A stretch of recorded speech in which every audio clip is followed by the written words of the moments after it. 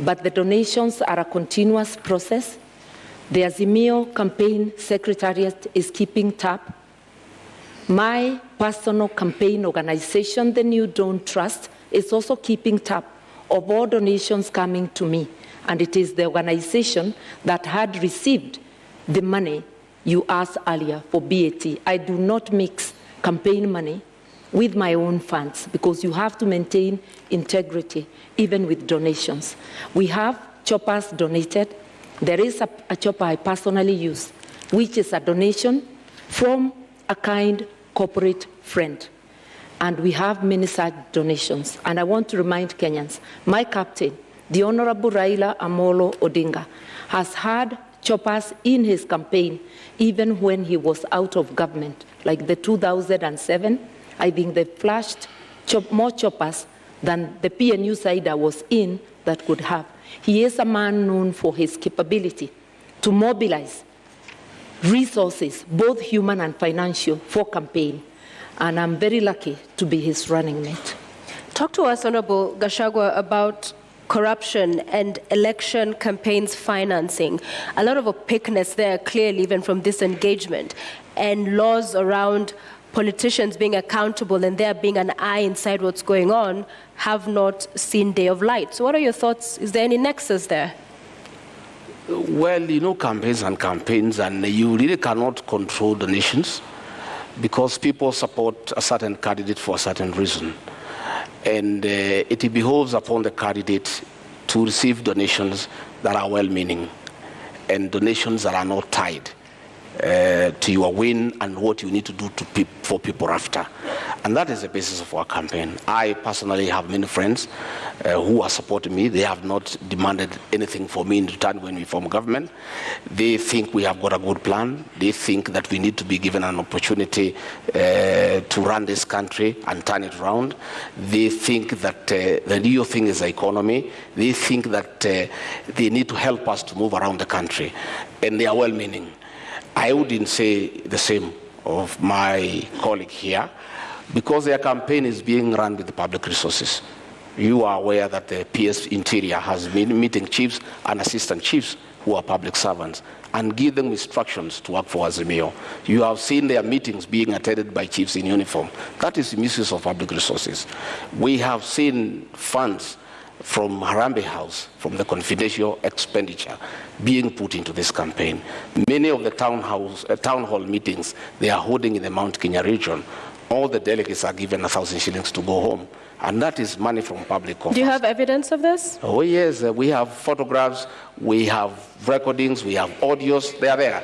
We are always well appraised because many of those people who go to receive that money are actually our supporters. And they say they don't want to allow the elephant to die with the tusks. They need to remove the tusks before it is dead. That is what is happening. And public servants, the Cabinet Secretary for Interior, is on record campaigning for Azimio. The Cabinet Secretary for ICT is on record campaigning for Azimio. These are public officials. They are public, they are paid with public money, but they are campaigning. That is misuse of public resources. And my colleague here, who says he's a stickler of the rule of law, has not condemned that, because I would want her to condemn that, because she says she's a stickler of the rule of law. And if she finds public resources are being used to propel her to office, she should be bold enough to say that is wrong. She should speak out against the misuse of chiefs and assistant chiefs by the PS Interior to campaign for her and her boss. Okay, Honorable Karua, just to build on that, all corruption scandals, Eurobond, Kimarer, Afia House, Kemsa, do find a dotted line into politics. As you respond to this question, how does Azimio and yourself going to deal with these questions that we have to deal with now? May I begin there by saying that Azimio government is very clear on what it will do. Both my captain and I have repeatedly said there will be no sacred cows. Anybody involved in corruption will face the law, irrespective of who they are. As for campaigning with public resources, that's a publication. What I know is that every presidential candidate is entitled to security. So there will be security apparatus, whether it is the Deputy President's campaign or the Right Honorable Raila Amolo Odinga. We mobilize our own meetings, using our candidates, using everybody. Anybody who attends, they attend on their own volition. Yes, there are some cabinet secretaries who have attended our meetings, but they have sometimes attended as a by the way. When they attend deliberately, it's of their own volition, and it's not because we need them to mobilize. Let nobody forget that there is no political operator who can mobilize more than the Right Honorable Raila Amolo Odinga. I also personally do not need help to mobilize. I've been in this game for 30 years. When Mr. Gachagua was still a DO, I was in politics. All right. You have a response to that? 1 minute rebuttal. Well, I have no rejoinder for that. My request is that it was about time we move to the real issues that the people of this country need to know. What is our plan? We have talked many issues, and that is a good thing. But the people of Kenya need to know, what does Rigathi-Karua and William Ruto have for them? I'm hoping that debate will come around tonight, because it's important. Because many Kenyans are glued to the screens. They are waiting to hear. They want to know about health. They want to know about education. The public service wants to know about their issues. The police service wants to know about their issues. There are many people waiting. And I think, I am guessing, they must be getting it. Honorable Gachagua, we are getting to that. And corruption is a big issue in this country, where public resources... Corruption must be fought. And the real corruption is state capture and conflict of interest. What is state capture? State capture is where the people in power compete with citizens for scarce resources, where the people in power use their position to advantage themselves to get business unfairly, where people in power allocate resources to projects where they have an interest. I have an example. In the year 20, I want to tell you what is state capture and conflict of interest. This is Gazette Notice Legal number 1112, dated 26th June 2019. In the exercise of powers conferred by Section 106 of the Stamp Duty Act, the Cabinet Secretary of the National Treasury and Planning, on the recommendation of the Cabinet Secretary for Lands and Physical Planning, directs that the instruments executed in respect of the transactions relating to the merger of NIC, PLC, and Commercial Bank of Africa shall be exempt from the provisions of the Act. By a single signature, these two companies owned by the first family were exempted from paying 350 million. These are rich banks who have made money from domestic borrowing. They have lent money to government. They are in Fuliza. The owners are the richest people in Kenya. They were exempted from paying 350 million, money that can put up 35 level 3 hospitals in Kenya. That is conflict of interest and state capture.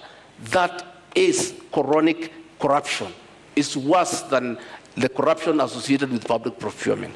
And that is what we must deal with. We must deal with state capture. We must deal with conflict of interest. There is a railway line between Nairobi and Nyanyuki that was put up at a cost of 3.8 billion. That railway line serves one company that supplies fuel to Nyanyuki. All right, Honorable Gachagua, thank you very much for this. Unfortunately, I cannot authenticate this document. You asked me what is state capture. I'm giving you time, but I cannot authenticate the document that you just read right now. So I've seen in your manifesto that you would put a commission to investigate these bribes. Would you go after the first family?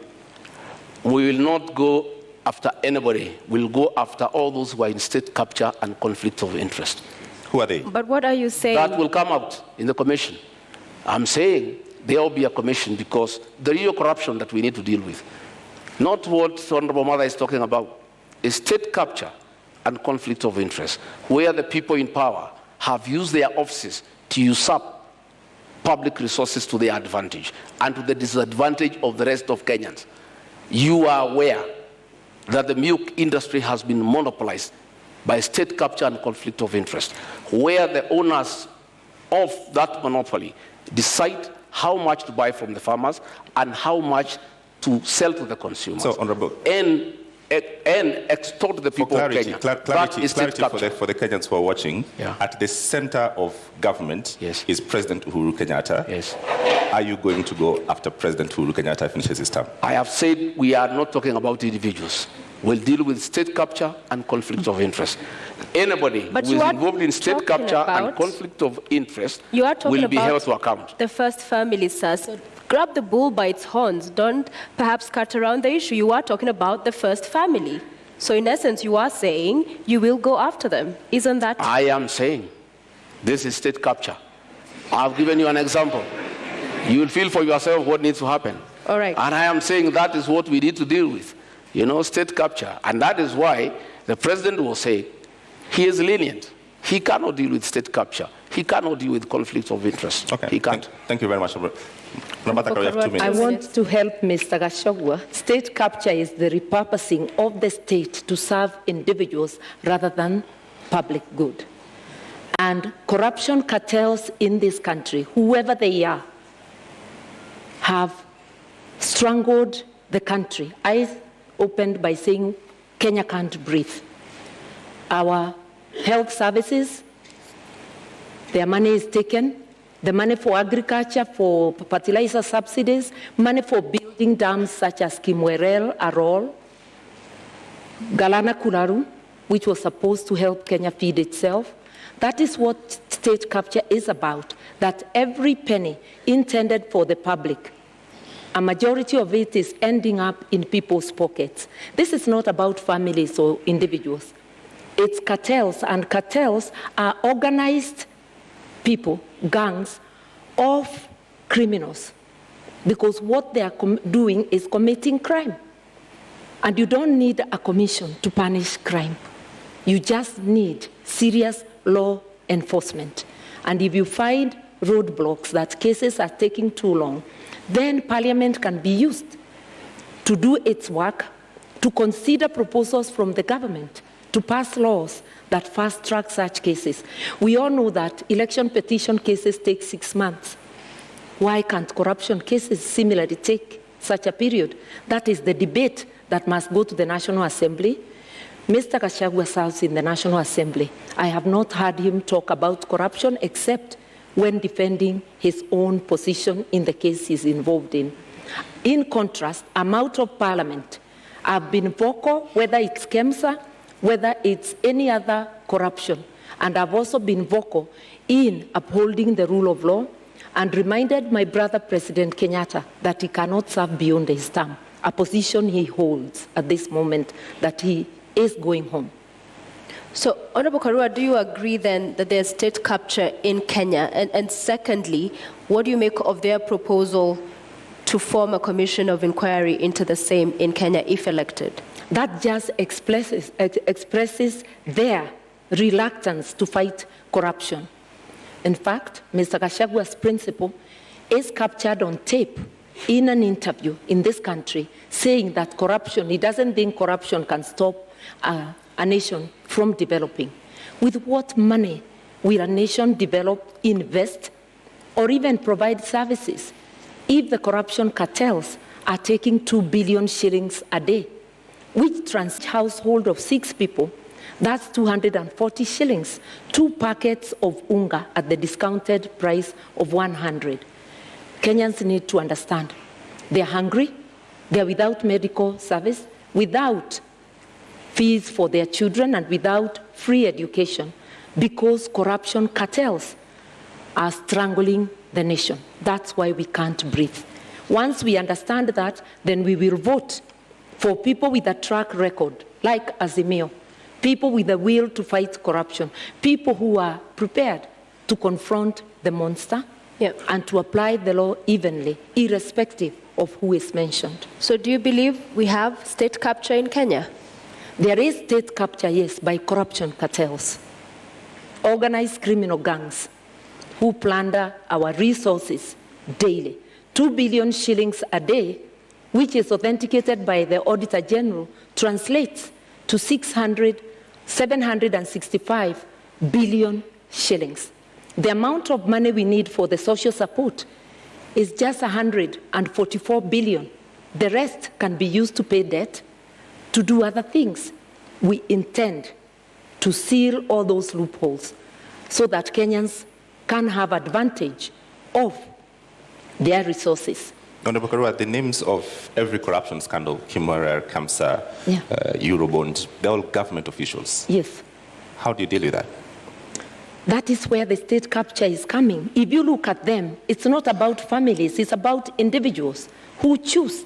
Because I keep saying no mother has baptized their children the name corruption. It's a behavior an individual deliberately chooses. And state capture can even become a tool during elections where empty promises are given to entice Kenyans to further surrender their sovereignty to corruption cartels. I'm urging Kenyans to look at the track record of each of the formations that are seeking the presidency of this country. I am confident that a reasonable look at the candidates present, as Kenyans will commend themselves to vote for Azimio. And Azimio will do the jobs, not because we are perfect, but because we have the best track record, and we do try and have tried before and done good work for Kenyans. All right, Honorable Gachagua, you have 2 minutes. I don't know. I don't know whether the Honorable Mother has taken time in their meetings with the chairman of Azimio to ask him. He said he is in charge of this country. He knows everything that goes on. Then we went ahead to say that 2 billion shillings is stolen daily. I don't know whether in her meetings with the chairman of Azimio, she has tried to find out from him who steals this 2 billion and why he has done nothing about it. In terms of fighting corruption, our manifesto is very clear. Our plan is sound and is in accordance with the Constitution. Our plan is to allow independent institutions that fight corruption to be really and truly independent by giving them that freedom and giving them resources and financial autonomy so that they receive instructions from nobody. On assuming government, we shall appoint the Inspector General of Police as the accounting officer of the National Police Service so that himself and the DCI have independence to do what they need to do on fighting crime and corruption without having to take instructions from anybody. Because you know, this, it is said, he who pays a piper calls the tune. Why the Inspector General of Police and the DCI cannot fight corruption and crime, why they cannot operate the way the Constitution spells out, is because they are controlled from Harambee House, because that is where their money is. We shall give them financial autonomy. We shall operationalize the Judiciary Fund to allow our judges and magistrates to operate with financial autonomy so that they are free to do what they want to do, so that they can fast-track cases without having to look back. And of course, you know, President William Ruto, the new president of Kenya, God willing, we appoint the judges that were nominated by the Judicial Service Commission so that they can serve the people of Kenya. All right, Honorable Karua, do you agree that lack of independence in these institutions is the problem Kenyans are facing in the criminal justice system?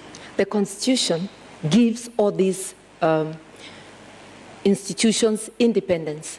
And independence and autonomy should not be confused with accountability. Parliament, which is independent, has to be accountable to the people of Kenya. The executive has to be accountable to the people of Kenya. The judiciary has to be accountable to the people of Kenya.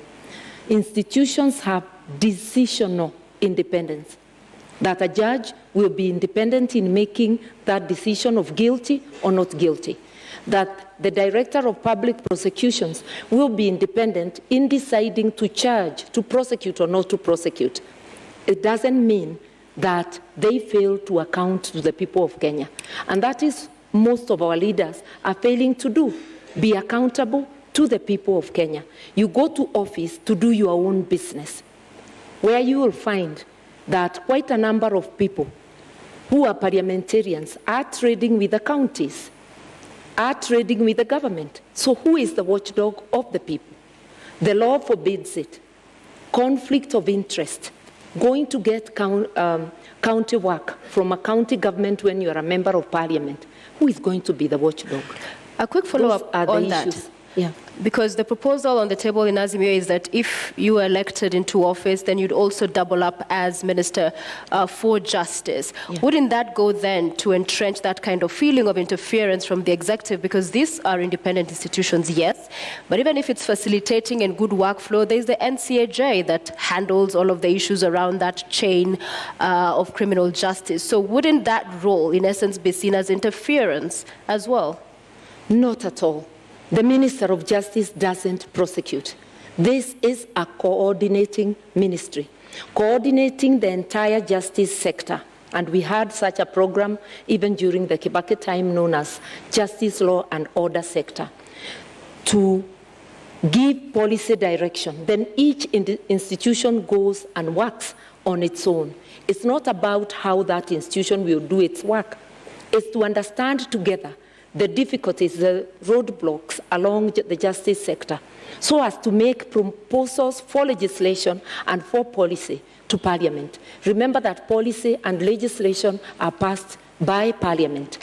Government institutions are independent, but they cannot act alone. There must be some synergy, and that synergy is in policy. Then they can have decisional independence. I've been a Minister of Justice before. I didn't investigate or prosecute. All right. I want to move to the next topic, and let's go to the cost of living.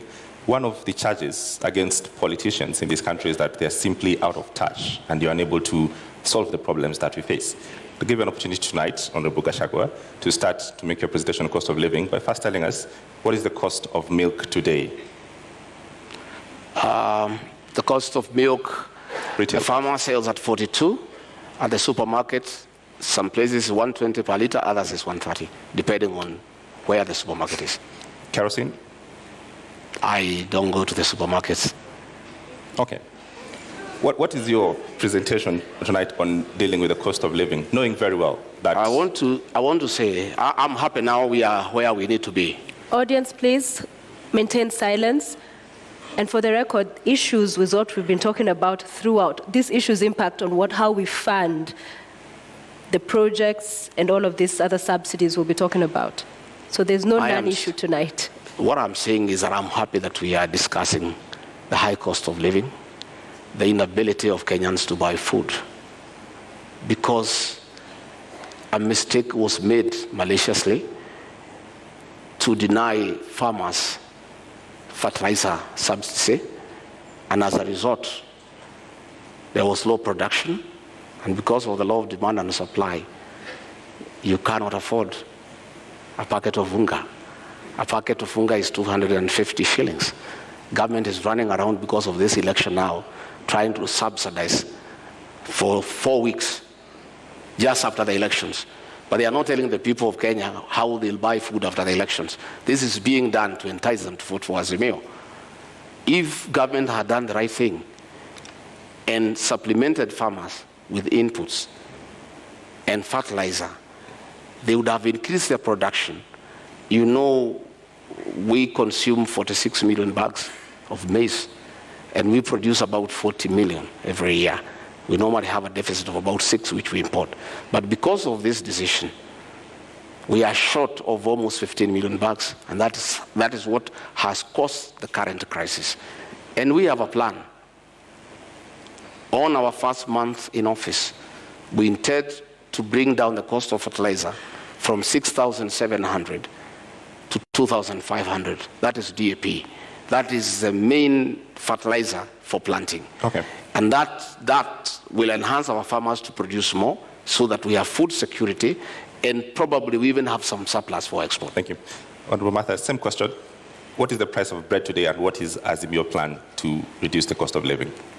The price of bread, the bread I buy, is 80 shillings. But there are various type of loaves, so I will not pretend to know what each loaf is costing. But I know that the price of foodstuffs, of essential commodities, has gone up, and the fuel prices are generally the trigger that gets them high, coupled with corruption. My friend, Mr. Gachagua, is talking of giving their government giving fertilizer subsidies. He is in Jubilee and therefore part of Jubilee government. He is in Parliament courtesy of Jubilee, but he doesn't know that currently the Jubilee government has a fertilizer subsidy and a bag is retailing at 2,900. The only problem is with the distribution because the cartels are making sure that they buy most of it. Only a paltry gets to the farmers. It's again sold at the higher price. For us, the first, second, and third agenda is to fight corruption. Governments have subsidies to cushion farmers and to cushion the people because of a series of things. We have war in Ukraine, which has seen foodstuffs rise for countries that are not self-sufficient and buy outside, Kenya being one of them, fertilizer and other things. But the money for subsidy, for helping our people with the cost of living, majority of it is going to the cartels. That is where the problem is. The money meant for Galana Kulalu irrigation scheme, which could have helped with our food reserves, was stolen. Kenyans knew, even the fertilizer, there was a scandal. Maize, there was a scandal. Kenyans knew who are responsible for those scandals. And Mr. Gachagua is also aware. And together with his captain, they may know more. All right, since mother, who is actually my mother, my late mother is Mother Karigo. Since she joined government, she has been consumed by the lies of the same government. If the Honorable Mother moved around the country, the lie she's giving here, that fertilizer is 2,500, she will be feeling sorry. If she went around to Kemunye, her hometown in Gishogo, the cost of DAP is 6,700, the cost of CAN is 5,900, the cost of 17 is 5,800, the cost of 20 is 5,900, and the cost of urea is 7,200. That was just a lie by the Minister for Agriculture. There is no fertilizer that is available for 2,500. You can walk around to any shopping center, including our hometown. These are the costs of fertilizer. And I want to say, let us stop deceit and lying to the people of Kenya on national television. When my sister here, Mother, tells the people, farmers, that fertilizer is 2,500, they start having very serious doubts about her credibility as a future deputy president. Because if she can come here on national television and give prices that are not true, when people are suffering, when people cannot buy fertilizer, her credibility is put into question. A quick I've 1 minute indicated rebuttal. that the subsidized fertilizer, he's correct, it's not available at every retail shop, but it's available at the stores of at the depots of National Cereals and Produce Board. It is a project of the Ministry of Agriculture. I've heard the minister talking about it, and I know of farmers who have accessed it, but I know, and I have stated, it's riddled with corruption, and it's not getting to the people. The honorable thing Mr. Gachagua could do, when you are not aware, you just say you are not aware. You just don't dismiss things as lies when they are happening. The problem with Kenya, money meant to cushion farmers, to cushion consumers, is going to corruption cartels. That is a big problem, and which, as Azimio government, will rescue Kenyans from. All right, I'm going to give you all 1 minute each to talk to first-handed days on how you'll deal with the cost of living. I'm aware 100% there's no fertilizer anywhere for 2,500. I'm a bottom-up man. I move around this country. It's simply not available. In the first 100 days, we want to do several things. One, bring the cost of food down, bring down the cost of living, bring fertilizer subsidies from 6,700 to 2,500. How will you do that, sir? We'll provide funds for that. These funds that are being proposed now for bringing the packet of unga down for 2 kg is what is supposed to go to fertilizer so that we have a long-term solution. The other one is not sustainable. It's a short-term thing for the elections. We have a plan to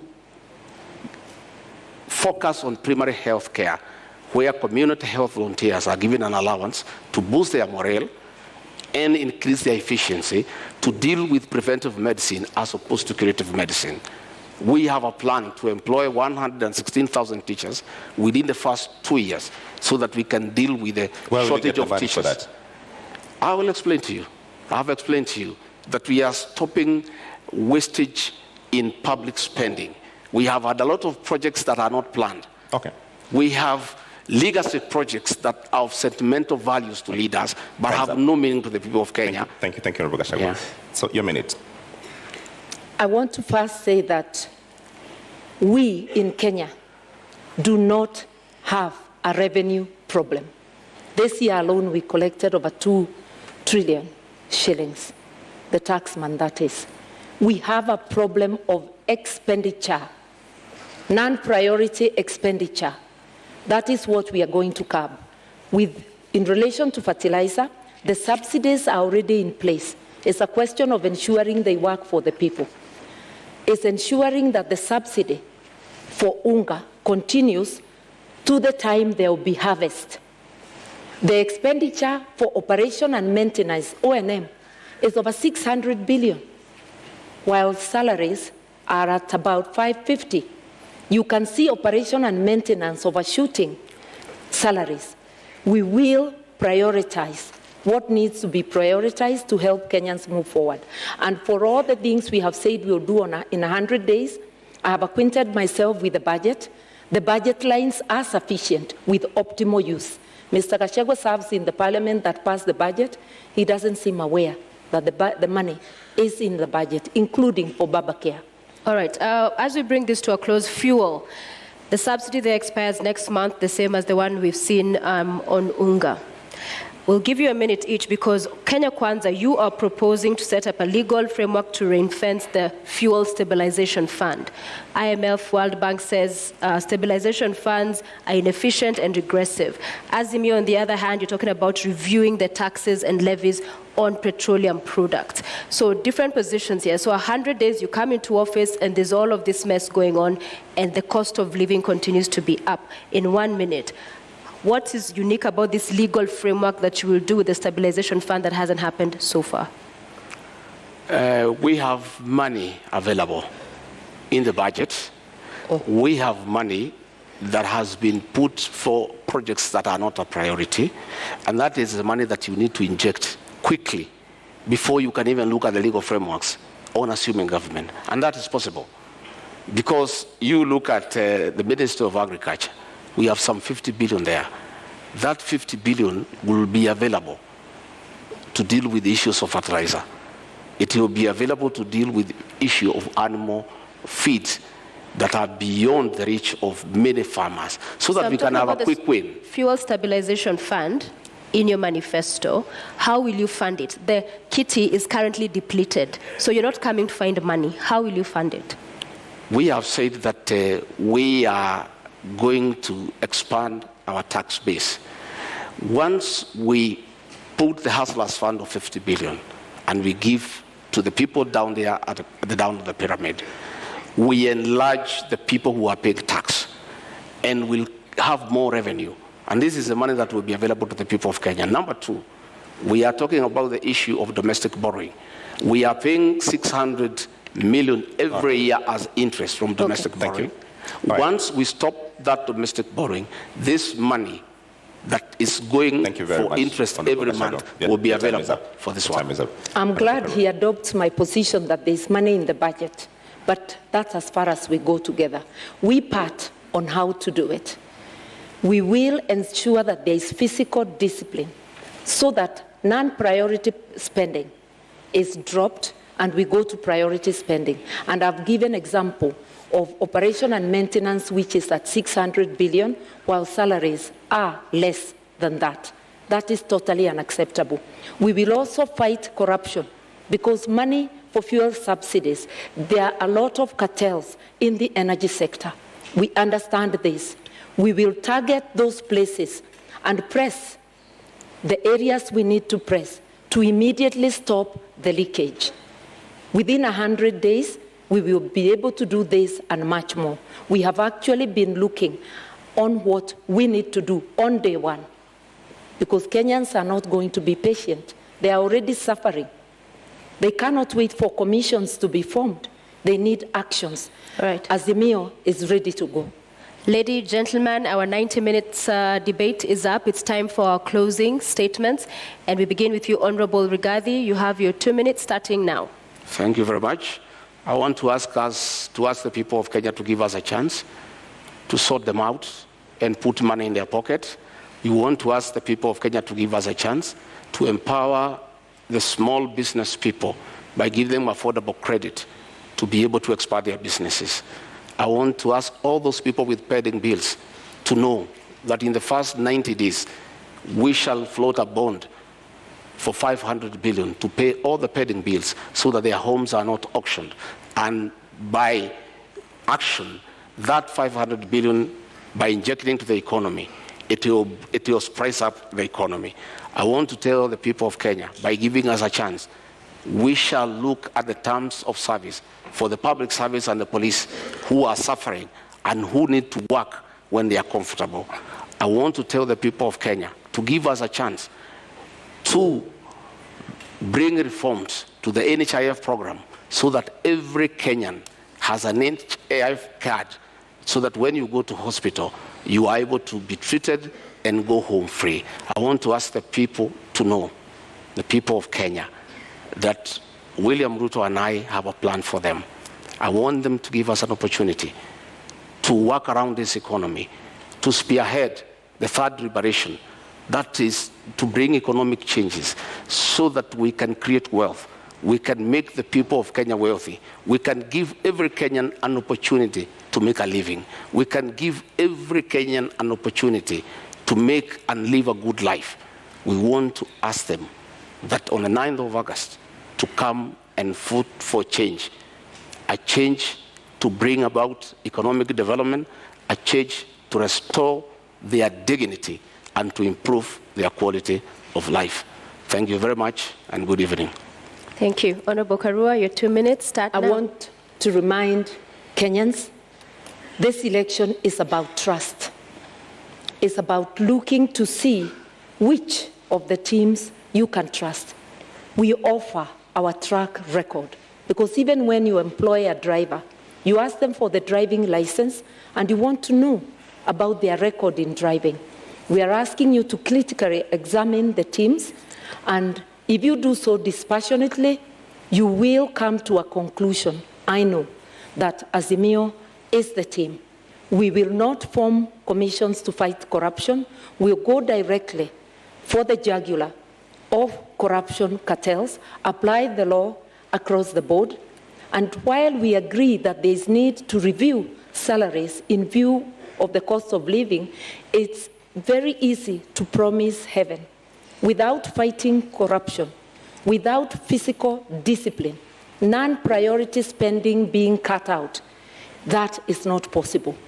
But in our Sekana, with an Azimio government, we are going to do this, and together with Kenyans participating and helping us to fight corruption, we will be able to deliver our agenda to you, the 100 days agenda, and each item to reboot the economy so that Kenyans can have a decent life. While we wait to reboot the economy, for you who is unable to put food on the table, rescue is on the way.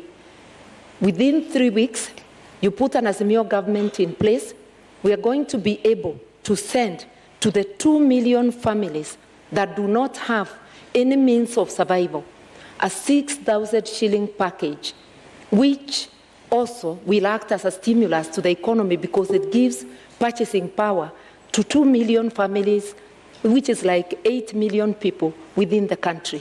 Rescue is on the way. All right. We shall finally have our country back. Vote Azimio. All right, thank you very much, Honorable Martha Karua. Honorable Rigathi-Karua, we've come to the end of our Deputy Presidential Debate 2022. I invite you to shake hands. Thank you very much. Well done, very well. Thank you very much.